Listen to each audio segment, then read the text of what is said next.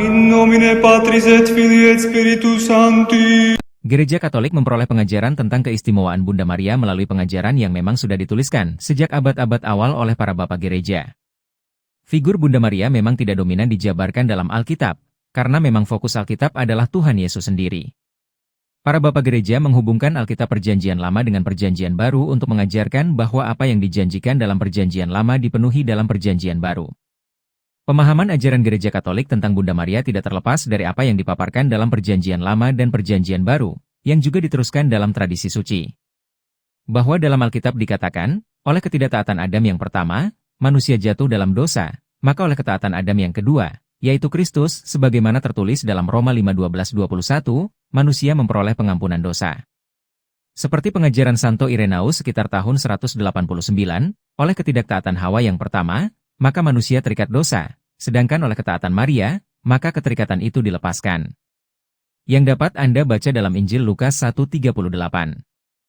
Sebab oleh ketaatan Bunda Maria itulah maka Tuhan Yesus terbentuk di dalam rahimnya dan manusia memperoleh juru selamatnya. Maka menurut pandangan Bapak Gereja, Bunda Maria adalah seorang yang istimewa, dan memang jika kita jeli membaca Alkitab, kita ketahui bahwa sapaan Allah yang diberikan kepada Maria melalui malaikat, yaitu, Hail Mary, full of grace, adalah semacam salam hormat yang tinggi dan itu hanya pernah diberikan kepada Bunda Maria. Jika kita membaca seluruh kitab suci, dan melihat bagaimana Allah menyapa ciptaannya entah lewat dialog, atau melalui perantaraan malaikat, tak ada satu orang pun yang disapa dengan cara demikian. Jadi kita menghormati Bunda Maria, pertama-tama karena Allah menghormatinya terlebih dahulu. Maka dari satu ayat itu pun, para bapak gereja mengajarkan banyak hal tentang keistimewaan Bunda Maria. Gereja Katolik dengan taat memegang pengajaran para rasul dan bapak gereja sebagai tradisi suci dan melihatnya sebagai kesatuan dengan Alkitab. Doktrin Maria sebagai Bunda Allah atau Theotokos dinyatakan gereja melalui konsili di Efesus pada tahun 431 Masehi dan konsili keempat pada tahun 451 di Chalcedon. Meskipun pengajaran ini baru diresmikan pada kedua konsili tersebut, namun sebelum tahun 431 Masehi, Bunda Maria sudah disebut sebagai Bunda Allah. Kepercayaan gereja akan Pramaria sebagai Bunda Allah dan Hawa yang baru sudah berakar sejak abad awal. Keberadaan konsili Efesus yang mengajarkan Bunda Maria sebagai Theotokos tersebut adalah untuk menolak pengajaran sesat dari Nestorius. Karena Nestorius hanya mengakui Maria sebagai ibu kemanusiaan Yesus, tapi bukan ibu Yesus sebagai Tuhan, sebab menurut Nestorius yang dilahirkan oleh Maria adalah manusia yang di dalamnya Tuhan tinggal, dan bukan Tuhan sendiri yang sungguh menjelma menjadi manusia. Untuk diketahui bahwa sangat disesalkan ternyata ajaran sesat Nestorius ini akhir-akhir ini digaungkan kembali oleh orang-orang di luar gereja Katolik untuk menyesatkan. Pengajaran tentang Bunda Maria oleh pihak magisterium gereja itu malah berdasarkan perintah Allah untuk menghormati orang tua yang dalam hal ini adalah untuk ibu, dan magisterium yang mengajarkan dalam Injil Matius 16:19 adalah juga sebagai penerus para rasul yang diberikan kuasa oleh Kristus untuk mengikat atau melepaskan dalam hal pengajaran tentang iman dan moral. Kita tidak bisa memilih ibu kita sendiri, apalagi membuat dia kudus dan sempurna sebelum kita lahir. Tetapi, Allah bisa melakukan itu, dan itulah yang dilakukannya. Mengapa Tuhan melakukan ini? Karena Allah tidak dapat mengingkari jati dirinya sebagai Allah yang kudus. Kita dapat lihat kebesaran Allah melalui apa yang dilakukannya terhadap Bunda Maria seperti yang ditulis dalam Alkitab. Kepenuhan rahmat Tuhan dalam diri Maria dan martabatnya diperoleh dari perannya sebagai Bunda Allah. Bahkan dapat dikatakan bahwa seluruh gelar tentang Maria bersumber pada kenyataan bahwa Maria adalah Bunda Allah, Bunda Sang Penebus. Oleh karena itu, semua gelar Maria senantiasa bersumber pada misteri inkarnasi Kristus.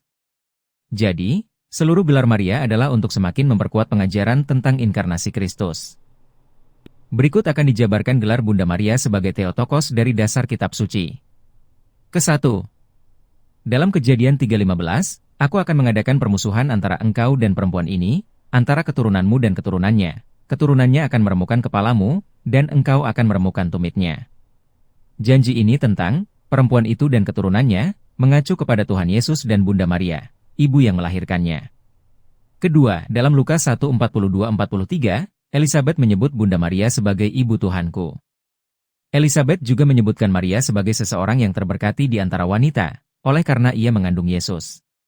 Ketiga, dalam Yesaya 7:14 dan Matius 1:23, sesungguhnya, anak darah itu akan mengandung dan melahirkan seorang anak laki-laki dan mereka akan menamakan dia Immanuel, yang berarti, Allah menyertai kita. Keempat, dalam Lukas 1:35, kata malaikat itu, Sebab anak yang akan kau lahirkan itu akan disebut kudus, anak Allah. Kelima, dalam Matius 2:11, maka masuklah mereka dan melihat anak itu bersama dengan ibunya. Keenam, dalam Galatia 4:4, tetapi setelah genap waktunya, maka Allah mengutus anaknya yang lahir dari seorang perempuan dan takluk kepada hukum Taurat. Sebagai bunda Allah, Maria dikuduskan Allah dan mengambil peran istimewa dalam rencana keselamatan Allah. Karena peran Bunda Maria sebagai bunda Allah ini, maka ia dipersiapkan dan dikuduskan oleh Allah. Peran sebagai bunda Allah dalam rencana keselamatan ini menjadikan Maria sebagai Hawa yang baru, yang bekerja sama dengan Kristus Sang Adam yang baru, untuk menyelamatkan manusia.